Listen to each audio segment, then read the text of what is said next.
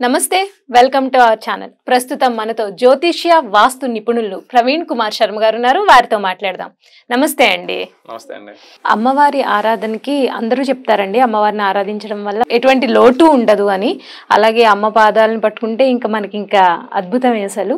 అయితే ఈ మధ్య కాలంలో రాహుకాలంలో అమ్మవారిని పూజించాలి అనేది ఎప్పటి నుంచో చాలా మంది చెప్తున్నారు. బట్ ఆ పూజా విధానంలో కూడా కొంతమంది నిమ్మకాయల దీపం పెట్టాలని, కొన్ని గుడుల్లోనే అంటే ఉగ్రదేవత సంబంధించిన గుడుల్లోనే నిమ్మకాయ దీపం పెట్టాలి, కానీ సాత్వికంగా ఉన్న చోట పెట్టకూడదు. అంటే చాముండేశ్వరి, మహిషాసుర మర్దిని, దుర్గా అమ్మవారు ఇలాంటి గుడుల్లోనే నిమ్మకాయల దీపాలు పెట్టాలి, కానీ సాత్వికంగా లక్ష్మి ఇలా సీతా అమ్మవారు ఇలా ఉన్న చోట నిమ్మకాయల దీపం పెట్టకూడదు అని. నిజంగానే అసలు రాహుకాల దీపం అంటే దేంతో పెట్టొచ్చు? అది ఇంట్లో కూడా చేసుకోవచ్చా, లేదా గుడిలోనే ఆ ఇప్పుడు ఏ దీపాలు అయితే అంటే కంపల్సరీ నిమ్మకాయ దీపమే పెట్టాలా, లేకపోతే ఎటువంటి దీపాలైనా పెట్టుకోవచ్చా? ఇన్ని వారాలు చేయాలా, ఎలా చేయాలి అనేది నిజంగా అలా చేస్తే కనుక, మీరు చెప్పినట్టు చేస్తే కనుక దాని ఫలితం ఎలా ఉంటుంది అనేది చెప్పండి.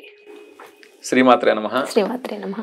మనకి ఈ రాహుకాలం అనేది రోజు ఉంటుంది. ఉదయం 7 గంటల నుంచి మొదలవుతుంది. అంటే వారాన్ని బట్టి మనకి ఇది రాహుకాలం అనేది వస్తూ ఉంటుంది అనమాట. ఉదయం 7 గంటల నుంచి మొదలవుతుంది, మరలా సాయంత్రం.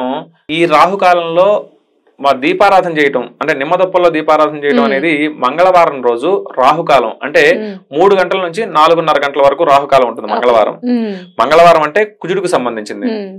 అలాగనే ఈ మంగళవారంలో రాహుకాలం అనేది, రాహువు మన నవగ్రహాల్లో ప్రతి ఒక్క గ్రహానికి ఒక్కొక్క అధిష్టాన దేవత ఉంటుంది. ఈ అమ్మవార్లందరికీ అధిష్టాన దేవత దుర్గాదేవి. ఈ దుర్గాదేవి గుళ్ళో గాని లేదా అమ్మవారి టెంపుల్ ఏవైనా గాని మనకి లక్ష్మీదేవి చూడటానికి నిర్మలమైన మనసుతో కనబడుతూ ఉంటుంది, కానీ చండీ హోమంలో వివరిస్తారు లక్ష్మీదేవి యుద్ధం చేసేటప్పుడు భీకరమైన యుద్ధం చేస్తుంది. మనకు కనపడటానికి అలా ఫోటోల్లో అలా కనిపిస్తూ ఉంటుంది, కానీ ఈ దేవత ప్రశాంతంగా కనిపిస్తూ ఉంటుంది. దేవతలందరూ కూడా రాక్షసులను సంహరించేటప్పుడు ఉగ్ర రూపాన్ని దాల్చిన వాళ్లే. కాబట్టి ఏ దేవత గుళ్ళోనైనా గానీ ఈ రాహుకాలంలో అంటే మంగళవారం రోజు ఉదయం అంతా ఉపవాసం ఉండి మధ్యాహ్న కాలంలో 3 గంటల నుంచి 4:30 గంటల వరకు రాహుకాలం ఉంటుంది. ఆ సమయంలో దేవాలయానికి వెళ్లి ఉపవాసం ఉండి దేవాలయానికి వెళ్లి మంగళవారం 7 నిమ్మకాయలు కోసి ఆ నిమ్మరసం పిండేసిస్తే మిగతా వాటికి వాడుకోవచ్చు. ఆ నిమ్మకాయలని వెనక్కి తిప్పి దాంట్లో ఆవు నెయ్యి వేసి ఎర్రవత్తులు ఉంటే మంచిది, కుజుడికి సంబంధించినవి కాబట్టి. తర్వాత మామూలు తెల్లవత్తులైనా పర్లేదు.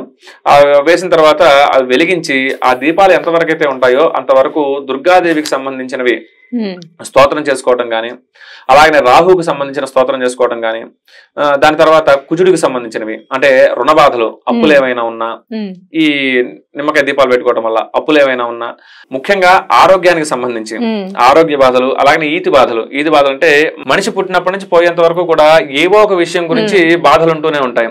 ఆర్థికంగా గానీ, లేదా ఉద్యోగం లేదని, లేదా పెళ్లి అయితే పిల్లలు పుట్టలేదని, లేదా వాళ్ళ ఆరోగ్యాలన్నీ సక్రమంగా లేవని, గృహం గురించి గాని, వాహనాల గురించి, మన జీవితంలో ఏ సుఖాలైతే ఉంటాయో, ఏ కోరికలు అయితే ఉంటాయో అది గనక ఆ రాహుకాలంలో మంగళవారం రోజు రాహుకాల సమయంలో ఈ నిమ్మ దీపాలు చేయడం ద్వారా అవన్నీ కూడా శుభ ఫలితాలు చేకూరుతాయన్నమాట. తర్వాత శత్రు నివారణ. దుర్గాదేవి అంటే మనకు తెలిసిందే. ఆ దుర్గాదేవి శత్రువులందరినీ సంహరించేస్తుంది అనమాట. అంటే మనతో మంచిగా మాట్లాడుతూ మిత్రులుగా మన వెనుక చెడు కోరుకుంటూ ఉంటారు కదా, వాళ్ళందరినీ కూడా వాళ్ళ మనసు మారుస్తుంది అనమాట. ఈ మన దేవతలందరూ కూడా చెడు చేసేవాళ్ళు కాదు, వాళ్ళ మనస్తత్వాలు మార్చేవాళ్ళు అనమాట. కాబట్టి రాహుకాలంలో ఆ పూజ చేయటం వల్ల, ఆ స్తోత్రాలు పారాయణం చేసుకోవటం వల్ల ఈ శుభ ఫలితాలన్నీ కూడా జరుగుతాయి. అలాగనే ముఖ్యంగా మన నవగ్రహాల్లో ఒక్కొక్క గ్రహం మన శరీర అవయవాలన్నీ కూడా ఆధీనంలో ఉంటాయన్నమాట. ఇప్పుడు సూర్యుడు అంటే ఆత్మకారకుడు, ఆరోగ్యాన్ని ఇచ్చేవాడు. చంద్రుడు మనఃకారకుడు, మన మనస్సుని ఆధీనంలో ఉంచగలిగేవాడు. అలాగనే కుజుడి దగ్గరికి వచ్చేసరికి ఈ రోగాలు, రుణాలు, మన శరీరానికి బాధలు, అలాగనే మన శరీరంలో రక్తానికి, ఎముకలకి, మాంసానికి, నరాలకి అధిపతి కుజుడు. వీటి బాధలు ఏమైనా ఉన్నా, అలాగనే రాహు దగ్గరికి వస్తే, రాహు విషయానికి వస్తే నేత్ర సంబంధిత వ్యాధులు అవి లేకుండా చేస్తాడనమాట. కొంతమంది చూస్తూ ఉంటాం 5-6 తరగతులకి భూతద్దాలు లాంటి అద్దాలు వచ్చి ఉంటాయి, ఇప్పుడు కామన్ అయిపోయింది. అలాగనే కొంతమంది మన పూర్వం చూసేవాళ్ళు 90 ఏళ్ళు వచ్చినా గానీ కళ్ళజోడు అవసరం లేకుండా పేపర్ చదివే వాళ్ళు ఉంటారు. అది ఈ రాహుగ్రహం ద్వారా కలుగుతాయి అనమాట. అలాగనే కాలసర్ప దోషాలు ఏమైనా ఉన్నా, ఈ కాలసర్ప దోషాలు పోవాలన్నా, అలాగనే విదేశీయానం చేయాలనుకున్న వాళ్ళు, ఇప్పుడు ఫారెన్ వెళ్ళగలిగిన వాళ్ళు, వెళ్లే వాళ్ళందరూ కూడా రాహుగ్రహ అనుగ్రహంతో వెళ్తారు అనమాట. ఈ రాహు అనుగ్రహంతోనే ఆ రాహు మన జాతక చక్రంలో సరైన స్థానంలో ఉంటే, ఆ రాహు అనుగ్రహం ఉంటేనే విదేశీయానం చేయగలుగుతారు అనమాట. అలాగనే ఈ రాహుకాలంలో మంగళవారం రోజు 7 వారాలు 7 వారాలు మన కోరిక ఏదైతే 7 వారాలు 7 నిమ్మకాయల 7 నిమ్మకాయలు కోస్తే 14 వస్తాయి. 14 డొప్పల్లో కదండి. 7 వారాలు 7 నిమ్మకాయలు కోసి 14 డొప్పల్లో మనం దీపారాధన చేసుకోవచ్చు.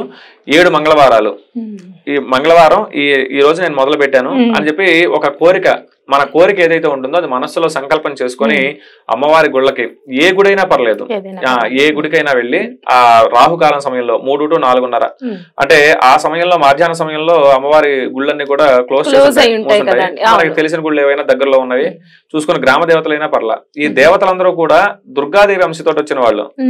ఇప్పుడు దుర్గాదేవి ఉంది, ఒక నది ఉందనుకోండి, ఒక కృష్ణానది తీసుకుందాం.